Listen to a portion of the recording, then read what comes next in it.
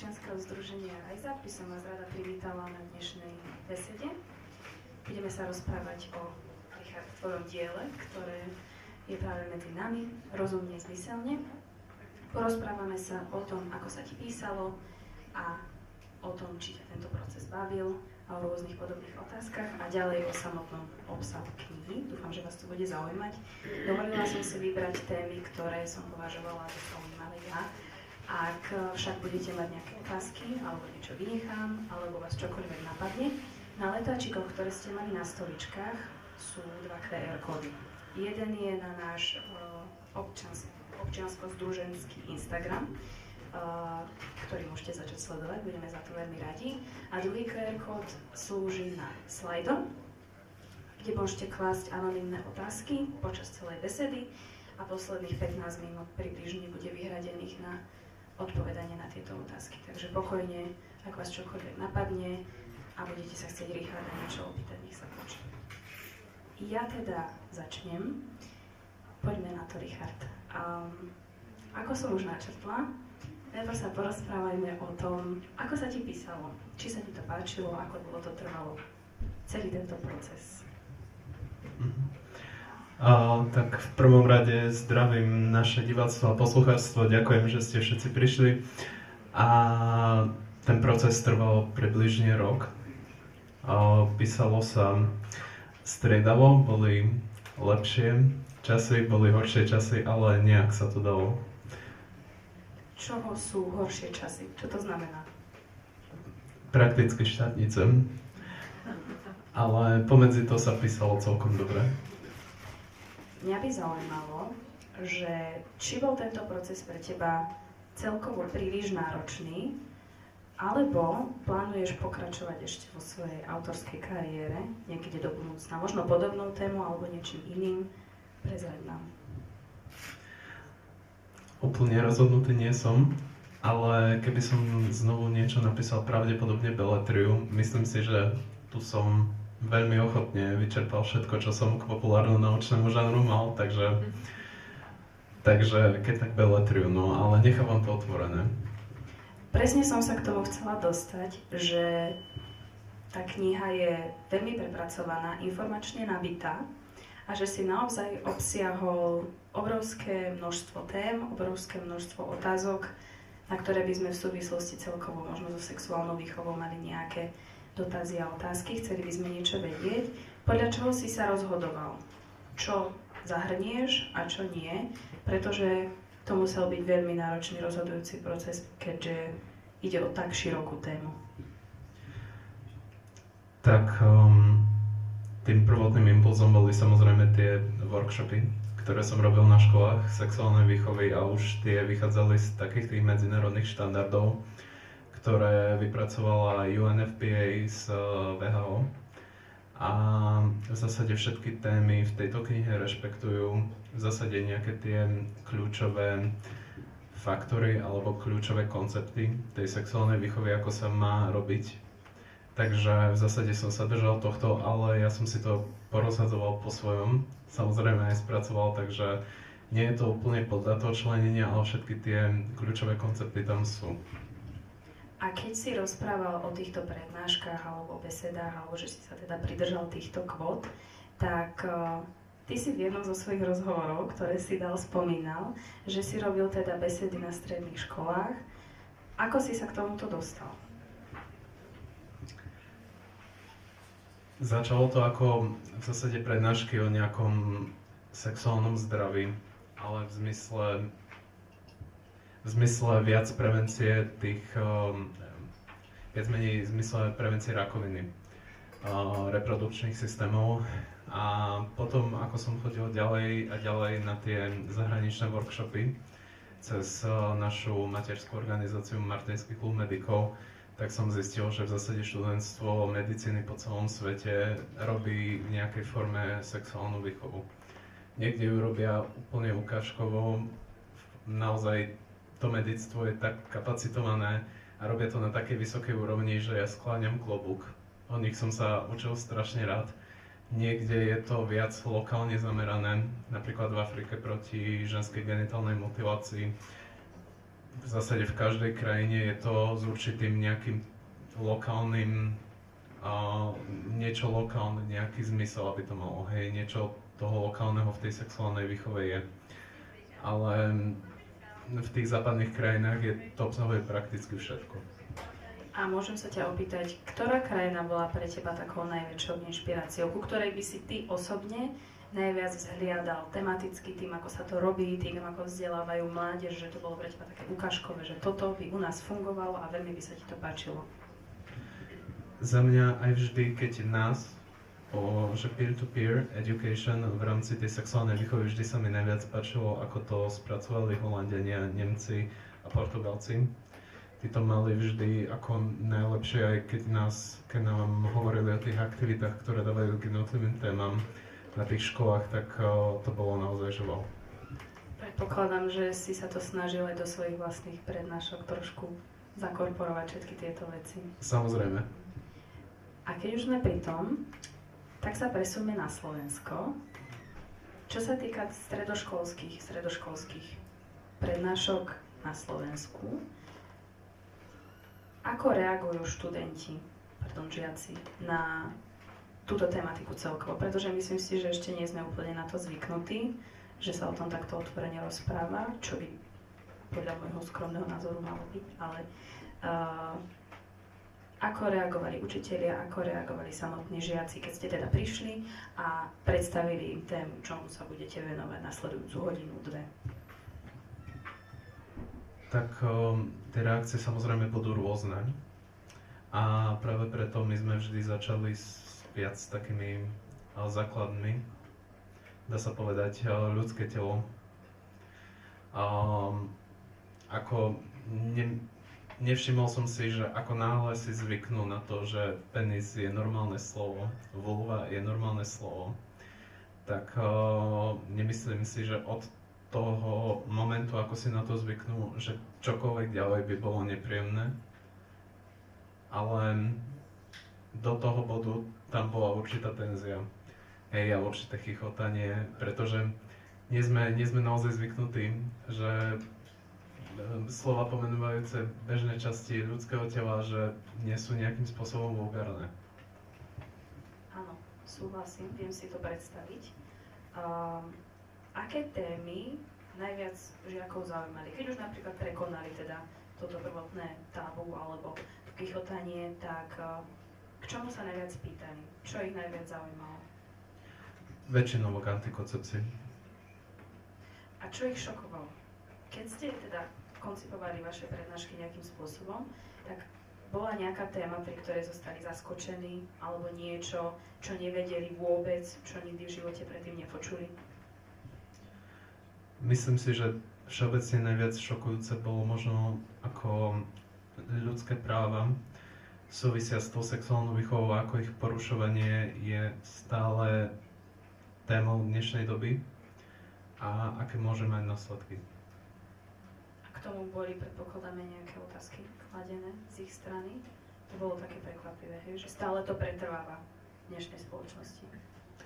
Áno, v zásade konkrétny príklad, keď sa pýtali na transrodových ľudí na Slovensku, že či majú legálne rozoznanie, a zrovna s kamarátkou sme tam mali workshop a to bolo ešte v tej dobe, kde pre legálne rozoznanie transrodoví ľudia museli podstúpiť kastráciu, tak z tohto bola napríklad tá konkrétna trieda veľmi šokovaná.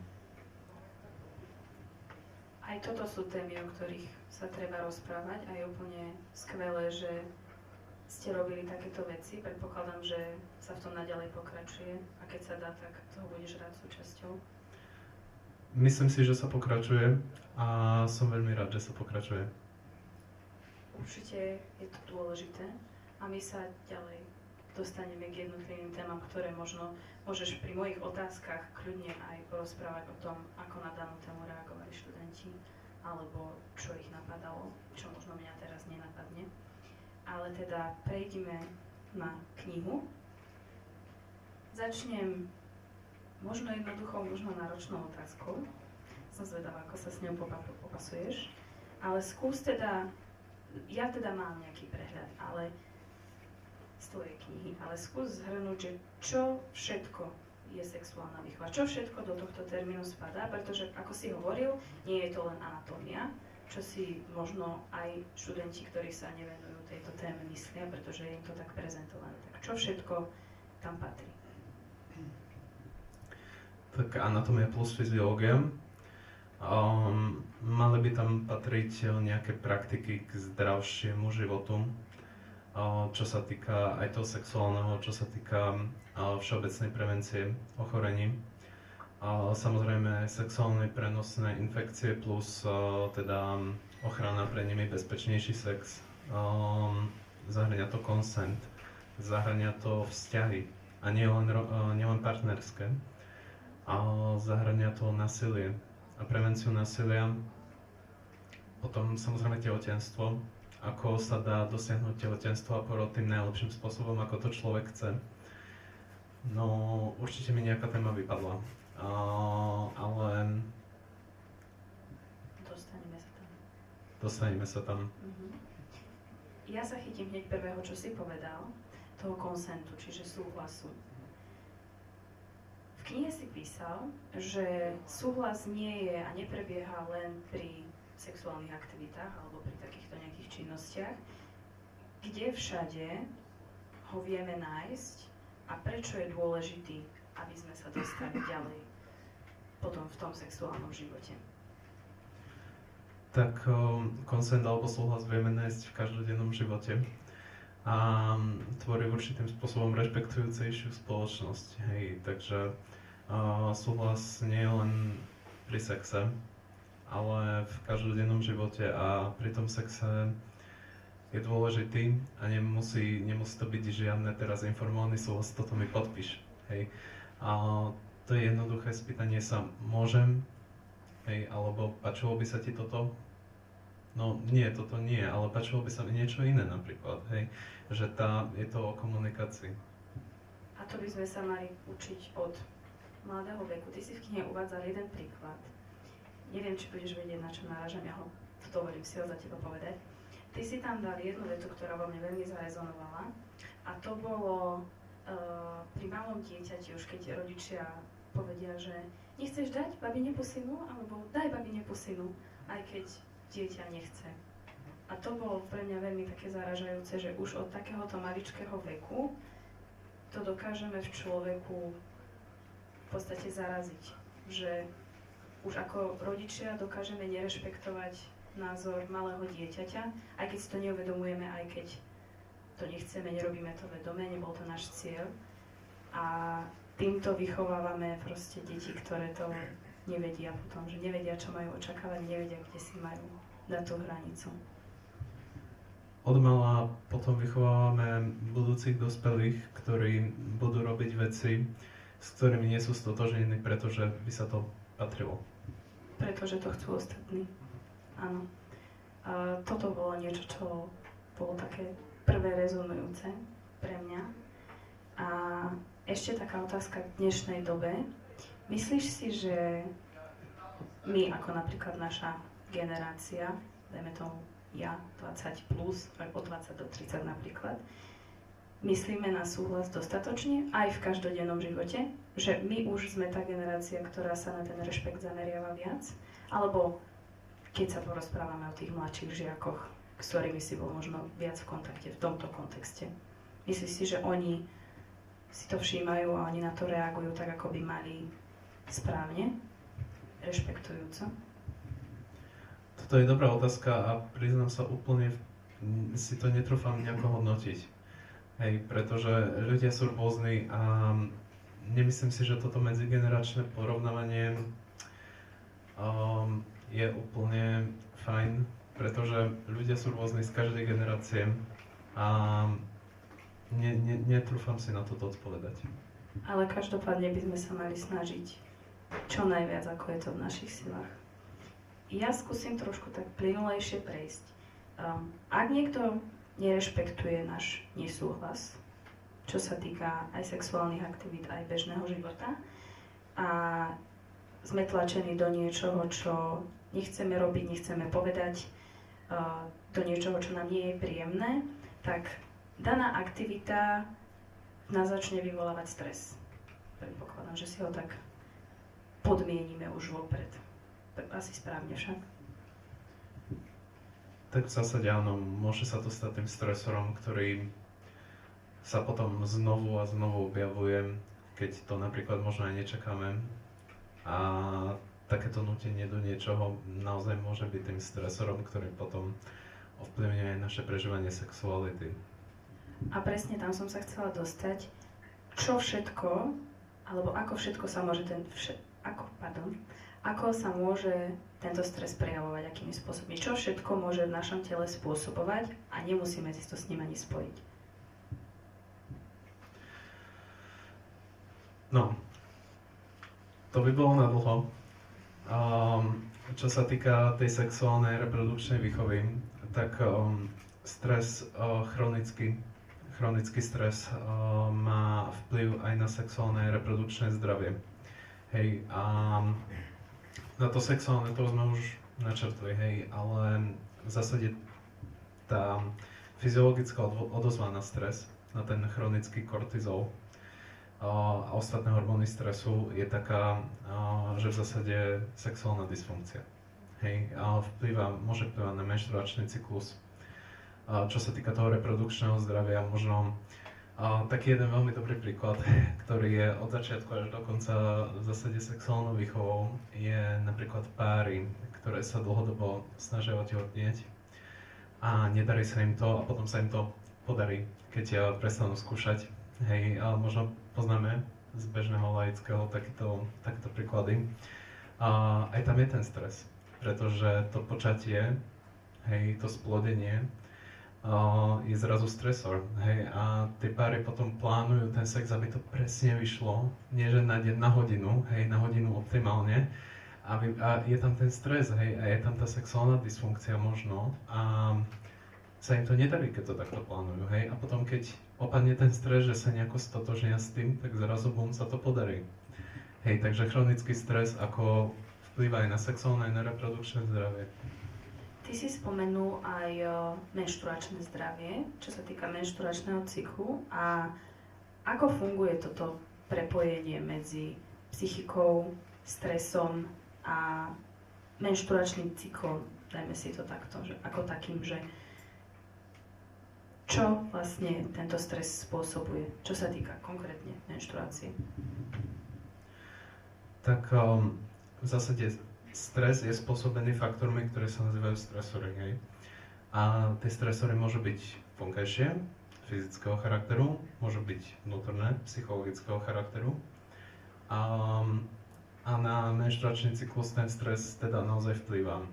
A môže vplývať na ne rôznymi spôsobmi. Môže to byť v zmysle menej, môže to byť v zmysle viac. Hej, niekomu môže tá menštruácia až zmiznúť, poviem to tak, tzv. Amenorrhoea. Pri niekom sa to krvácanie stupňuje, hej, hypermenorrhoea, väčšie bolesti, hej, ten chronický stres naozaj môže buď viac alebo menej pri tom konkrétnym menštruačnom cykle.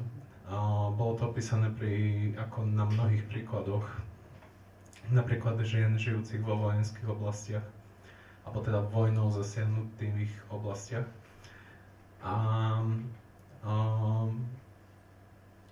Tá ďalšia otázka bola, prosím. To bolo zopakovanie tej prvej, ale ešte som sa chcela k tomuto opýtať, či máme dostatočné množstvo informácií. Či sme dostatočne informovaní o tom, že stres na nás takto vplýva, napríklad aj z tých žiackych hlavíc. No, tak určite nie. Určite nie sme o tom informovaní. Ja si myslím, že nejaká edukácia k stresu a k tomu, aké môže mať následky, že to by sa malo ako zaradiť medzi bežné vzdelávanie. A to nie je len o sexuálnej výchove, to je všeobecne výchova k zdraviu.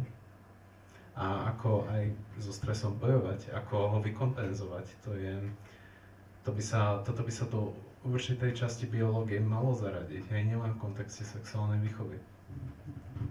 Ja som sa napríklad stretla s tým, a veľmi sa to na internete skloňuje, že žena alebo dievča príde s tým ku gynekologovi, že má bolesti a pri každom menštruačnom cykle dostane antikoncepciu. Že to je taký univerzálny liek na všetko.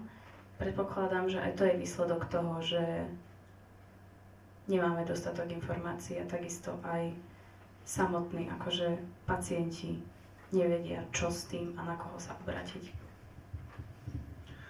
Tak ono, tá antikoncepcia je väčšinou indikovaná pri takých bolestiach, kedy naozaj to ten život fakt, že ovplyvňuje, hej, že to je už niečo fakt za tou hranicou znesiteľnosti. Hej, vtedy určite áno.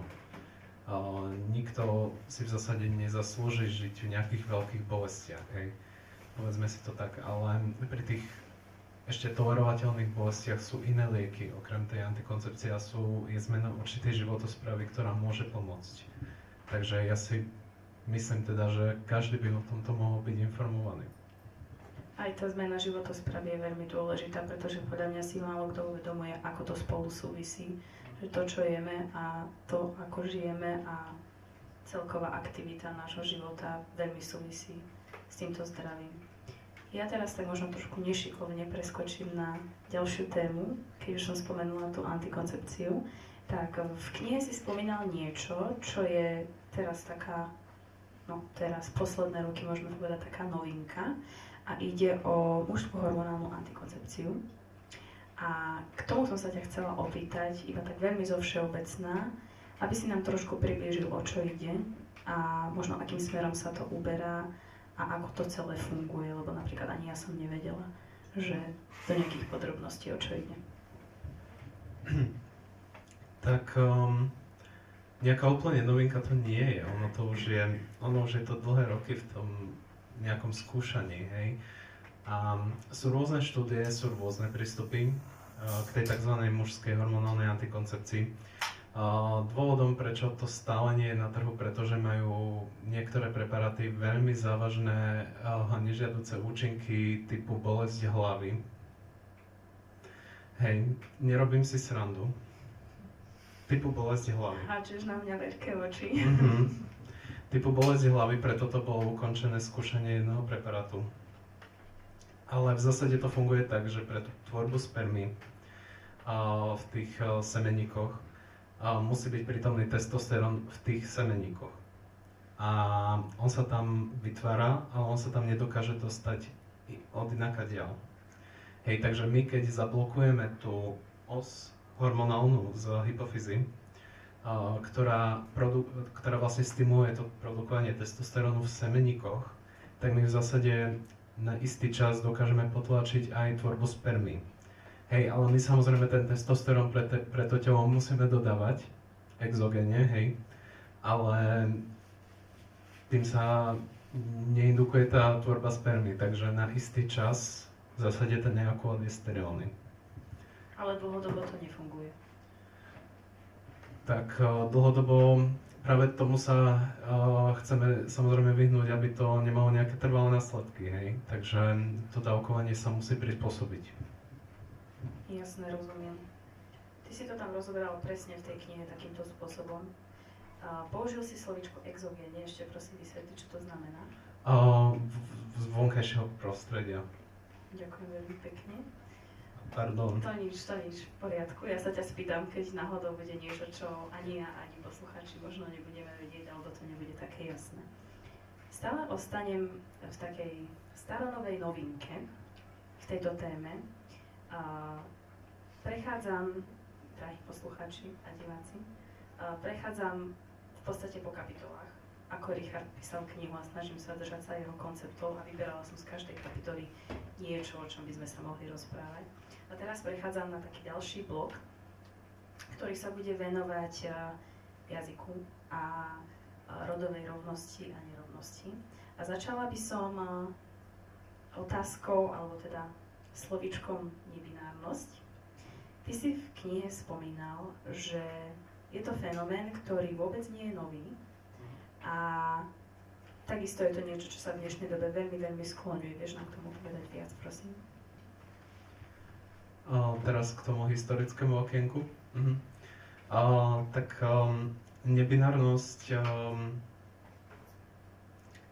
Nebinárnosť ako taká, alebo vysvetlíme najskôr, čo to nebinárnosť je. Takže binárnosť v zásade je, že muž a žena, hej, to čo máme aj v ústave po novom. A nebinárnosť je to niečo mimo toho, niečo medzi tým, alebo tak ďalej. No a nebinárnosť ako taká je historicky starší koncept ako binárnosť, pretože ľudia nikdy sa nezameriavali na to, že sú len muži a ženy, kým teda neprišla nejaká nebinárnosť, ktorá to nejakým spôsobom challengeovala. Takže až po tom, ako sa prišlo s nejakým tým jednotlivým názvom nebinárnosť, tak sa prišlo s tou binárnosťou, hej. A v minulosti to boli ľudia, ktorí buď mali tzv. Tie dve duše, hej, na natívnych, tak sa to nazýva, natívne kmene Severnej Ameriky, tak tam boli ľudia tzv. Dvoch duší, two spirit people, ktorí mali napríklad na starosti liečiteľstvo, hej, mali určité, záležalo to od jednotlivých kmeňov, hej, že aké mali postavenie a tam to bolo napríklad dokumentované. Alebo v Indii boli tzv. Hijri, hej, ktoré sa zhlúkovali do nejakých umeleckých skupín, aby robili teda nejakú formu umenia. A s týmto priniesol určitú nekomfortnosť až britský kolonializmus v Indii. Hej, a oni tiež sa definovali ako ľudia medzi mužom a ženou, že ani jedno z toho. Hej, takže v histórii to už bolo, to nie je niečo nové. V podstate ide o to, aby sme zahrnuli všetkých, ktorí medzi nami sú. A tento fenomén sa dá prejaviť aj jazykom, ktorý som si uvedomila, že doteraz som používala celý čas nekorektne. Ospravedlňujem sa vám. Áno, ty si v knihe používal inkluzívny jazyk, čo je jazyk, ja by som to mala vedieť, keďže ho študujem, ale je to jazyk, ktorý zahrňa všetky skupiny obyvateľstva, čiže správne by som vás mala oslovovať poslucháčstvo, alebo publikum, alebo kamaráti medzi sebou, tak kamarátstvo alebo študentstvo napríklad, aby sme zahrnuli všetkých a nevyčlenili nikoho. A toto je jeden z problémov, ktorý dovolím si tvrdiť, že aj my jazykovedci stále riešime, pretože je polka, ktorá sa bije do prst za to, že je to neprirodzené a stredná forma podstatných mien nie je prirodzená, nikto to používať nebude, kašlíme na to. A druhá polka, ktorá je za. A ty si sa v knihe snažil používať presne tento jazyk. Predpokladám, že išlo o formu rešpektu a že si sa snažil presne toto dosiahnuť. A týmto by som možno, toto nebude ani otázka, ale taká pripomienka aj mne samej, aj nám všetkým, aby sme sa možno na to viac sústredili a zameriavali tak, ako si to robil ty, pretože predpokladám, že to nebol úplne automatický proces, keď si písal. Že ti tam možno sem tam naskočilo slovíčko, ktoré bolo v mužskom rode alebo v ženskom rode, že to bolo niečo, čo bolo treba trošku ešte spätne sa na to pozrieť asi však. Editácií bolo veľa a slovenčina je ako strašne nevďačný jazyk pre inkluzivitu, hej, to si povedzme na rovinu a ja si myslím, že keby sme veľmi hľadali, tak nájdeme pasáže v knihe, ktoré nepoužívajú úplne inkluzívny jazyk, jednoducho by sa to úplne by to nebolo možné, hej, z hľadiska štruktúry jazyka, z hľadiska toho, aký je. Myslím si, že sa to bude meniť, ako jazyk ako taký nie je úplne striktne nejaký... Jazyk je organizmus. Áno. Hej, to je, za mňa to je tekuté, hej, fluidné, že sa to proste mení a dá sa to meniť, hej. A áno, používame stále generické maskulinum, to takzvané. A čudujem sa jazykovedkyniam, že bojujú teda proti tomu strednému rodu a bojujú, aby sa zachovalo to generické maskulinum, hej, že milí diváci, milí posluchači, hej, a sú tu aj ženy, môžu tu byť aj nebinárni ľudia, hej, takže... Napríklad u nás 90% našej filozofickej fakulty sú ženy a stále nás, napríklad aj prekladateľky nás oslovujú milí prekladatelia, aj keď v učebni je 100 dievčat a jeden chlapec alebo jeden muž a popri tom ešte aj napríklad nebinárne osoby. Toto generické maskulínum, ktoré veľmi často používame, vyjadruje nazvieme to aj rodovú nerovnosť, o ktorej by som sa s tebou teraz chcela trošku porozprávať. Ako sa môže táto rodová nerovnosť, alebo najprv povedz, čo to je, a potom prosím povedz, že ako sa môže v našich životoch bežne prejavovať. A možno si to ani neuvedomujeme, alebo sami, čo robíme, čo je taká bežná súčasť našich životov, kde to nájdeme. Tak rodová nerovnosť je za mňa je to za mňa stav alebo moment, keď zažívame nerovnaký prístup, nerovnaké možnosti a možno nerovnaké práva na základe toho, aké máme buď pohlavie alebo rodovú identitu, alebo ako možno vyzeráme. A tá druhá otázka bola, prepáč? Kde sa vieme s takýmito prejavmi stretnúť? Ty si uvádzal v knihe viacero príkladov, pokojne môžeš použiť, ak si spomenieš. Tak vieme sa s nimi stretnúť v zásade všade, hej, ako v škole, v práci, v medziľudských vzťahoch, v rodinách, takže naozaj kdekoľvek. Ty si napríklad uvádzal, ako príklad si uvádzal otázku pri pohovoroch prijímacích do práce, ktorá je taká, dovolím si tvrdiť, že diskutovaná, že keď sa zamestnávateľ pýta ženy, či plánuje otehotnieť, či plánuje čakať dieťa. Čo si myslíš? Ja by som sa ho ako na spiatok opýtal, že či on plánuje otehotnieť. Hej. Ako zo zákona toto zamestnávateľ sa nemôže pýtať, hej, na pracovnom pohovore. Ale on sa to pýta. No on sa to pýta, ja viem. Ja mám veľa kolegyň, ktoré túto otázku dostali pri pohovore, hej, do nemocnice. A dostávali aj rôzne otázky v zmysle, máte partnera, alebo máte niekoho, hej. No. Toto je jeden z tých prejavov napríklad.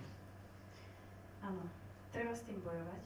A čo môžeme my spraviť v našom bežnom živote, aby sme sami začali od seba? Tak možno ten prvý krok by to bolo, že nerobiť. Hej, pristupovať ideálne ku všetkým ľuďom rovnako. Hej. A dá sa to vždy aj call-outovať, keď to niekto robí pred nami. To je veľmi dobré. Call-outovať znamená vyniesť na povrch, povedať nahlas, že sa takéto niečo deje a ukázať na to spoločnosti aj všetkým okolo nás. Ďakujem. A ja teraz prejdem, už pomaličky ideme k záveru. Kapitolka, aj na začiatku si spomínal, že téma, ktorá súvisí so sexuálnou výchovou, sú vzťahy. Mal si jej venovanú veľkú časť knihy a prvá časť, ktorá ma zaujala, bol vzťah k sebe samému. Ako táto kapitola vzťahov a vzťahu sebeho, mňa ku mne, ako to súvisí celkovo so sexuálnou výchovou, pretože zdanlivo možno ani nie. A tak vzťah samého k sebe je úplne ten najcentrálnejší a najdôležitejší vzťah, ktorý by sme si mali ideálne nejako pestovať a potom sme schopní si pestovať aj tie ďalšie vzťahy, hej, tak aby nás nejakým spôsobom naplňali. A súvisí to neskutočným spôsobom. Hej, ako by sa to dalo v zásade rozčleniť, tak to v zásade so všetkým súvisí, ten vzťah samého k sebe. Hej, takže, a to znova nie sme učení od mala. Nie sme naučení, že aj vzťah k sebe si môžeme pestovať, hej, že si nemusíme prenášať do našho vnútra tú kritiku, ktorú dostávame zvonku. Hej, že nemusíme sa my sami seba bičovať za čokoľvek na sebe, alebo za niečo, čo sme spravili. Hej? Nemusíme si vypestovať toho vnútorného kritika takzvaného. To je vzťah samého k sebe. A ten úzko súvisí aj s našim sexuálnym životom potom ďalej. Keď niekto nemá dobrý vzťah sám so sebou, alebo je k sebe prehnane kritický, ide o veľkého perfekcionistu, ktorý možno nepríjma to, aký je, aký to môže mať vplyv na jeho sexuálny život. perfekcionistu. Niekoho, kto je na seba veľmi, veľmi tvrdý, veľmi, Mhm. veľmi prísny. No, tak to môže samozrejme viesť k nenaplneniu v tých sexuálnych vzťahoch, hej.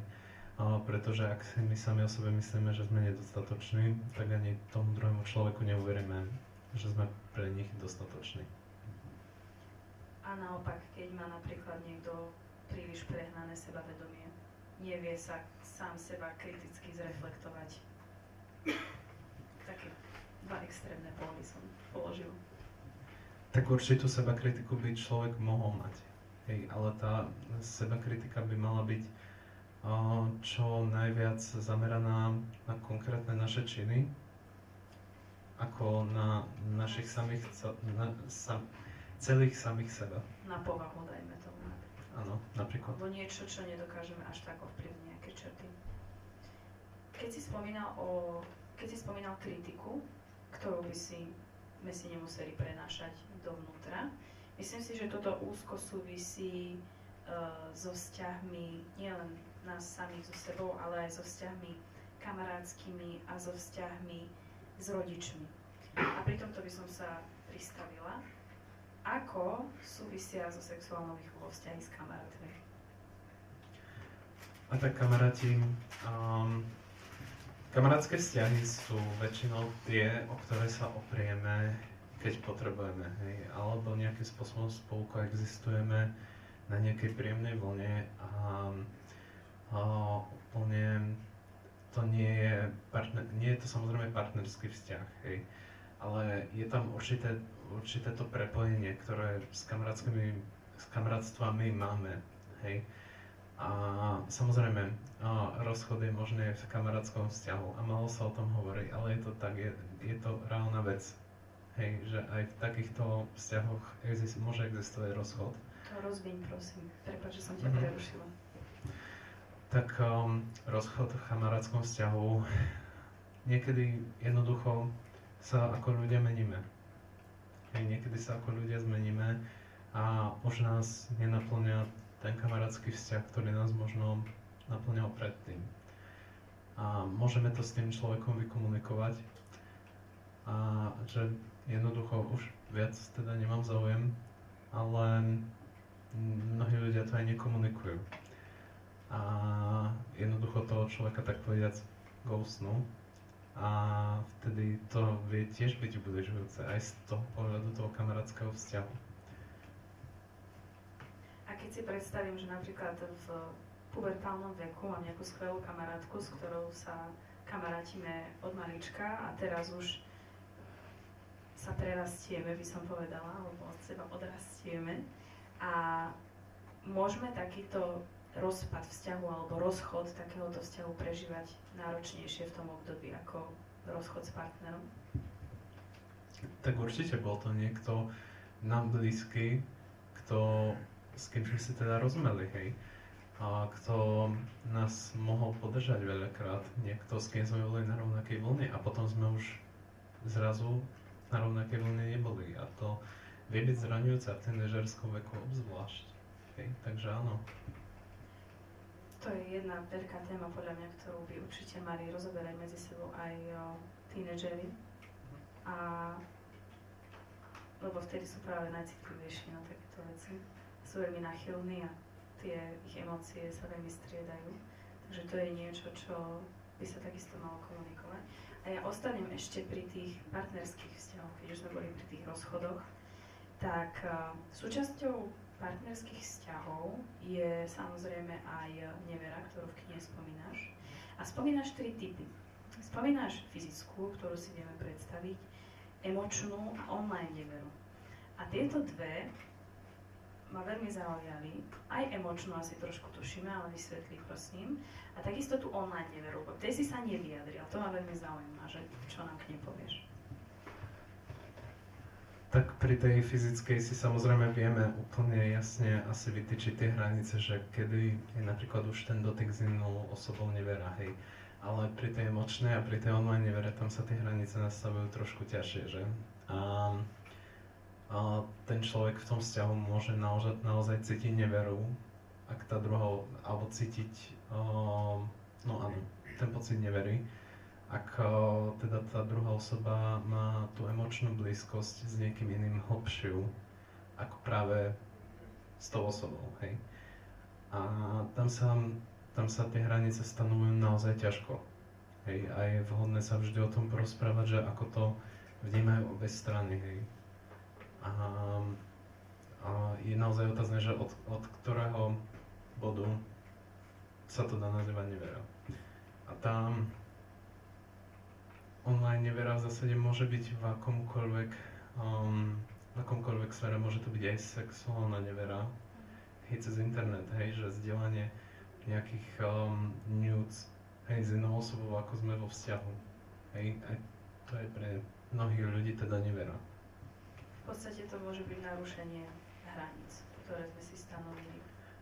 Narušenie tej inkluzivity tých dvoch ľudí, ako si ju predstavujú, ako si ju stanovili, ako si ju ideálne vykomunikovali. Áno, rozumiem. Exkluzivity, pardon. To je exkluzivity vzťahu. Rozumiem, áno. A ja som si nevšimla, že si spravil. Pardon. Dobre, to bol koniec mojich otázok na teba. Takisto sme sa presunuli pomerne k blízkému koncu knihy. Tak si môžeme teraz dať chvíľočku 5 minút na nádych výdych a ja si pripravím otázky zo slajda a o chvíľočku sa o nich porozprávam.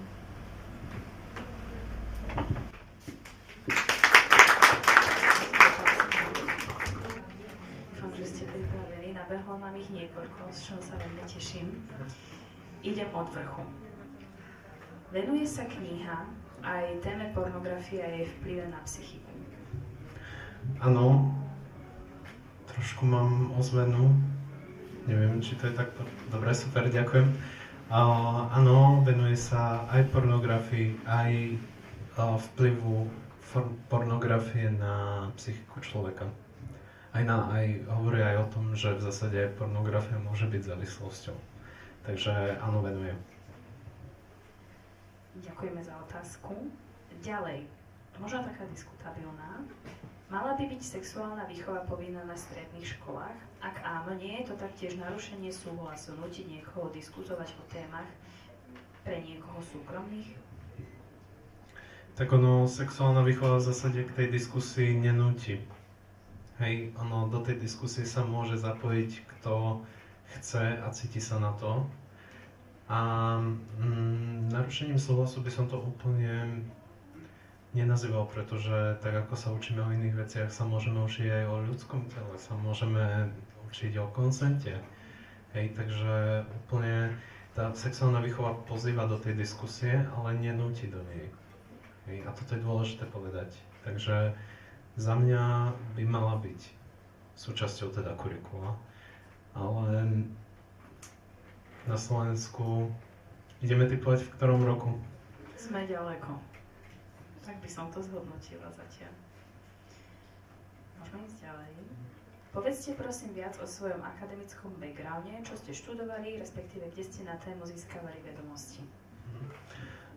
Tak študoval som všeobecné lekárstvo v Martine a čo sa týka sexuálnej výchovy, tak samozrejme medicínske pozadie plus teda workshopy v zahraničí, na ktoré som teda veľmi aktívne cestoval počas svojho štúdia. Vieš nám nejako kvantitatívne zhodnotiť? Veľa? Veľmi veľa. Dosť. Ako sa vysokoškolský študent dokáže takto dostať do zahraničia na takéto workshopy? Je to nejaké akože verejne známe, alebo si ty musel vyhľadávať cieľene túto tematiku, že chceš chodiť, chceš sa vzdelávať? To je moja otázka, pardon.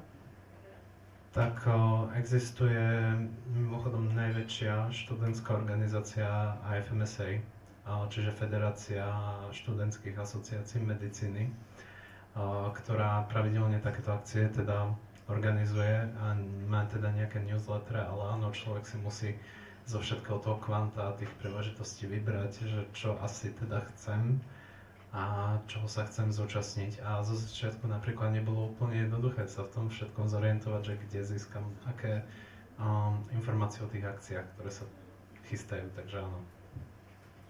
Ďakujem. Ďalej. Aké otázky od detí v školách ťa šokovali alebo prekvapili? Toto je dobrá otázka. Dostával som napríklad pomerne často otázku, že či bude môcť študentka otehotnieť potom, ako vysadí hormonálnu antikoncepciu. Hej, no tak hormonálna antikoncepcia nesúvisí s neplodnosťou, hej. Takže odpoveď je, že teda za ideálnych okolností áno, ale tak ak bola neplodná už predtým, ako si tú hormonálnu antikoncepciu nasadila, nevedela napríklad o tej neplodnosti, tak potom jej tej hormonálnej antikoncepcii môže ten účinok pripísať. A prečo ťa táto otázka prekvapila? Pretože mýty aj o hormonálnej antikoncepcii sú veľmi, veľmi rozšírené a ja som si predtým neuvedomoval, ako veľmi. Mňa to napríklad prekvapilo v tom zmysle, že hormonálnu antikoncepciu musí niekto predpísať. Nedá sa k nej dostať len tak, že sa nerozprávajú o tomto ľudia s lekárom, ale že tú informáciu nemajú. Ale možno to bola len hypotetická otázka, že sa pýtala, či keby v budúcnosti, že ju ešte nemá. Myslím si, že tie otázky väčšinou, keď boli o hormonálnej antikoncepcii, tak sa týkali, že v budúcnosti, že čo sa stane, keď si ju nasadím. Ďakujem, môžeme ísť ďalej. Toto je takisto otázka, ktorá sa asi týka toho generačného porovnávania, ale môžeš skúsiť. Považuješ túto generáciu za viac toxickú, čo sa týka vzťahov? Náročná otázka. Túto generáciu ako ktorú? Hej, že neviem, že na ktorú generáciu to mierí, ale myslím si, že v každej generácii sa ako nájdú ľudia, ktorí dokážu byť, tak povediac, toxickí, hej, aj v tých vzťahoch medziľudských, nielen v partnerských, takže nie som si istý, no. Nechcem porovnávať naozaj generácie. Ďakujem. Vieš nám viac povedať o tom, ako reagovala spoločnosť na vydanie tvojej knihy, najmä tvoji blízki a kamaráti? Tak mnohí o tom nevedeli, že niečo takéto sa chystá, takže celkom boli prekvapení. A najbližší boli takí, že no konečne, že konečne sa skončil ten rok, kedy si nám hovoril, že na niečom pracuješ a my sme teda sedeli a že kde to je. Ale áno, v zásade tak. A mnohí ľudia akože z môjho okolia o tom nevedeli, takže boli prekvapení. Možno o tom stále nevedia. Zistím. Spropagujeme ťa, aby zistili. Ľudia hovoria, že asexuálny vzťah nie je reálny vzťah. Je sex potrebný na definovanie partnerstva? Absolútne vôbec. To aj v knihe spomínaš. No samozrejme, ako ten vzťah partnersky si definujeme sami, hej. A to, že nejaký sex nie je vo vzťahu partnerskom, vôbec neznamená, že nejde o vzťah. Hej, ten vzťah asexuálnych ľudí môže naozaj byť úplne vyťažený po romantickej stránke. Hej, to sa absolútne nejako nevylučuje. Ďakujem. Máš prehľad, ako prebieha sexuálna vzťahová výchova od iných organizácií? Akými často až hlúpostiami a nebezpečnými informáciami môžu deti krmiť?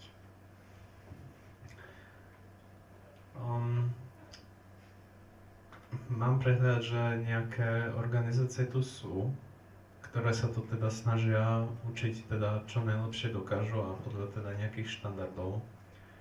A potom mám informáciu, že rôzni individualisti, nazvem ich tak, chodia na tej škole a rozprávajú tomu študentstvu ako naozaj šialené veci. Hej. Napríklad? Napríklad, keď som bol s knihou na jednom gymnáziu prednedávnom, tak mi hovorilo to študentstvo o tom, ako mali nejakú psychologičku na besede a tá im hovorila, že teda žena si môže za to sexuálne násilie, keď sa oblečie, tak ako sa oblečie, hej. To im povedala psychologička. Takže, áno. Sú. Sú. A chodia. A chodia. Napadla mi otázka, ale to sa netýka tvojich kompetencií, nič zloma, akože asi by sme nevedeli zhodnotiť nikto z nás. Idem teda ďalej. Ako prekonať strach z komunikácie vo vzťahu? Tak my v prvom rade môžeme komunikovať aj to, že toto je pre nás možno nové, alebo že máme strach. Hej, my môžeme komunikovať tej druhej osobe, my sa môžeme otvoriť o tom vlastnom pocite z tej komunikácie. Hej, už toto určitým spôsobom búra tie bariéry, že prosím ťa, mám strach, hej, a že teraz neviem napríklad ako k tomu pristúpiť, hej, že chcem ťa len o tom informovať. Hej, môžeme k tomu napríklad takto pristúpiť. Už len vyjadriť, že tam je nejaká bariéra. Ďakujem. Od koho by sa mali deti učiť o sexe, hlavne v prípade, ak nemajú dobré vzťahy s rodičmi? Tak ono sa vždy tak hovorí, že ono nejakým spôsobom tá škola, tá rodina, tá kamarátska bublina by sa nejako mali podporovať a teda nemali by ísť proti sebe. V prípade, že tí mladí ľudia nemajú podporujúcu rodinu, tak napríklad tá škola tými objektívnymi nezaujatými informáciami môže byť tým priestorom, kde by teda ideálne mali získavať tie nejako vekovo primerané informácie.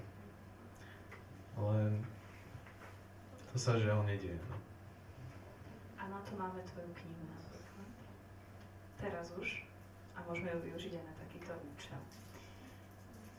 A tak, ale ako moja kniha nenahradí tú komplexnú vzťahovú a sexuálnu výchovu. Ale je to podľa mňa veľmi dobrý štartovací mostík. Môže byť. Ľudia si určite môžu doplniť informácie, ktoré im chýbajú, ktoré im chýbali.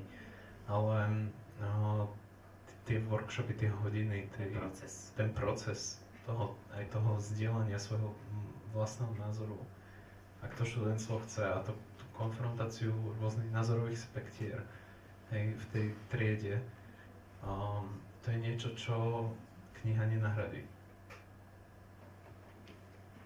Áno. A ešte prečítam ďalšiu. Otvárate so študentmi aj tému bezpečnej interrupcie, prípadne je to v knihe? V knihe to je. Bavili sme sa na workshopoch, áno, aj o interrupcii, keď o to bol záujem. Veľmi sme aj prispôsobili obsah, ale na základe toho, že ten čas bol okresaný, ktorý nám vždy škola dokázala poskytnúť, tak sme trošku okresávali a prispôsobili sme sa viac tomu aj, o čo má to študentstvo záujem. A áno, niekedy sme teda tú bezpečnejšiu interrupciu preberali. Áno. A akú dotáciu ste dostávali od stredných škôl? Koľko bolo na to vyhradených, keď ste chodili? Tak štandardne sme si pýtali 4 krát po 90 minút. Čo je žalostne málo. Čo je žalostne málo, no. Nestihli sme všetko. Jasné. Ale toto už bol niekedy problém nám poskytnúť s jednou triedou. Vy ste mávali po jednej triede? Nebolo to, že všetky triedy napríklad v ročníku takto? Tak to by bolo kontraproduktívne, pretože v tej triede je už tak či tak 25-30 ľudí. A ešte viac by to limitovalo tú spoluprácu, tú prácu v skupinkách. Nie, nemyslím, že ich spojiť všetkých, ale že 90 minút do jednej triedy, 90 minút do ďalšej, 90 minút do ďalšej. Tak ale pre jednu triedu sme mali 4 workshopy. 90 minútové. Hej. Takže to sa ľudsky nedalo stíhať. Rozumiem. Ešte nám tu skáču ďalšie otázky. Tak sa vrátim na začiatok. Je hormonálna antikoncepcia nebezpečná? Ako pre koho? Musí byť samozrejme indikovaná. Lekársky indikovaná. A nebezpečná môže byť napríklad pre ľudí, ktorí majú nejakú vrodenú poruchu zaraženia krvi. Hej, vtedy môže byť nebezpečná.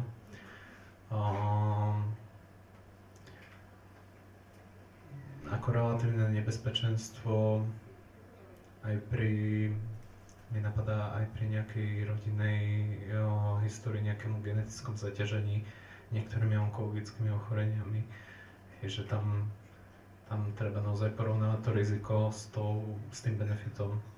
Ale väčšina tých informácií, ktoré kolujú o hormonálnej antikoncepcii ako mýtus. Ja tu už nič ďalšie nevidím. Po prípade môžem povedať, že keď ukončíme túto besedu, tak pokojne nech sa môžu s tebou aj porozprávať. Určite. Dobre, tak pokojne publikum si odchytie Richarda a ešte vidím otázku. Pardon. Povedal si niekedy počas písania kníh, že to nevydáš alebo prestaneš písať? Boli tie momenty. Boli. Hovoril som, že boli teda lepšie momenty pri písaní, boli horšie momenty pri písaní. Niekedy som bol naozaj že veľmi nespokojný s tým, že ako to vyzeralo to napísané, hej.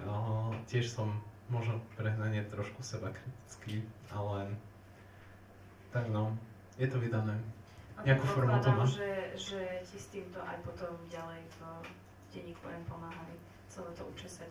Áno, to som naozaj veľmi vďačný mojej editorke, ktorá sa s tým textom pohrala trošku a možno niektoré odseky sprehádzala, aby to dalo lepší zmysel. Takže za toto jej ďakujem, samozrejme. A ja ďakujem veľmi pekne tebe za to, že si prišiel, aj vám všetkým, že ste prišli.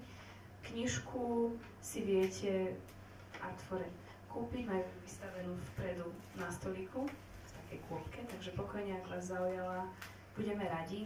A takisto ešte na záver na stoličkách okrem letáčikov z QR kód my ste mali ešte jeden veľký, poprípadne by mal byť ešte niekde vystavený, kde je QR kód na naše Donio, nášho občianskeho združenia, takže keby ste sa nás rozhodli podporiť nejakým aj menším, aj väčším finančným darom, veľmi by nám to pomohlo, aby sme mohli organizovať takýchto akcií viac. Takže ďakujem vám veľmi pekne a pekný večer ešte prajem. Richard je vám k dispozícii. Ďakujem za pozvanie, ďakujem, že ste prišli, pekný večer.